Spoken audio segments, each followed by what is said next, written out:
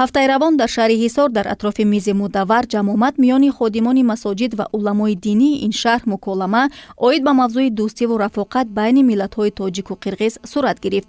Дар ҷамъомади мазкур ки дар бинои осорхонаи шаҳри ҳисор баргузор гардид, наздики 30 нафар ходимони масоҷид ва уламои дин ки намояндагони тоҷикон, узбекон ва қирғизҳо буданд, иштирок ба суханронӣ намуданд. намояндагони миллати қирғиз ки дар ин шаҳр зиндагониро ихтиёр намуданд, дар ҷумҳурии тоҷикистон аз озодиву иззати эҳтироми хоса бархурдор буданашон нақл карданд. Biz mana 70 yil bo'ldi shu Tojikistonda yashaymiz. Biz yer terbegende Hayit rayonidan 50-yil muhojir bo'lib keldik bu yerga. To'y, ma'raka, hamma turush, o'tirishimiz bir ketib jatadi. Mana biz Tojik deymiz, ular bizni Qirg'iz deydilar. Yaxshi tirikchilik qilib jatamiz. ба гуфти баромадкунандаи қирғизтабори шаҳри ҳисор, онҳо бо мардуми дӯсти бародари худ тоҷикон на танҳо риштаи дӯстиро барқарор карданд, балки онҳо бо тоҷикон риштаи хешу табориро низ ба роҳ монданд.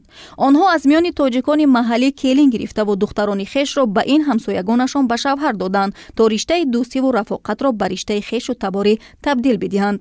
ҳамчунин ходимони масоҷиди шаҳри ҳисор зикр намуданд ки нисбати ақалиятҳои миллии зотгоҳашон хоҳ қирғизҳо, хоҳ узбекон ва хоҳ русҳову дигар майдамиллатҳо эҳтироми хосаро қоиланд ва барои густариши дӯстиву рафоқат байни сокинони шаҳри ҳисор ва умуман тоҷикистони азиз ҷаҳду талош хоҳанд варзид. одамон аз дӯстӣ ёбанд бахт, душманӣ орад ба мардум рӯзи сахт. мо мебинем дар ҳақиқат ҷомеаи мо, ватани мо чӣ ватани тинҷу ором ки мардуми قرغیز هستن، قرغیز زبان ها هستن، وجود دارن. ما برادروار زندگی میکنیم. داد و گریفت رفت آمد در یک جا نشسته. حتی ما همین روز همین میز مدوری که برپا کرد در همین شهر حصار به خاطری چی؟ به خاطری محبت ایجاد نمودن بین همین ملت ها بود که سالهاشو زندگی میکنن.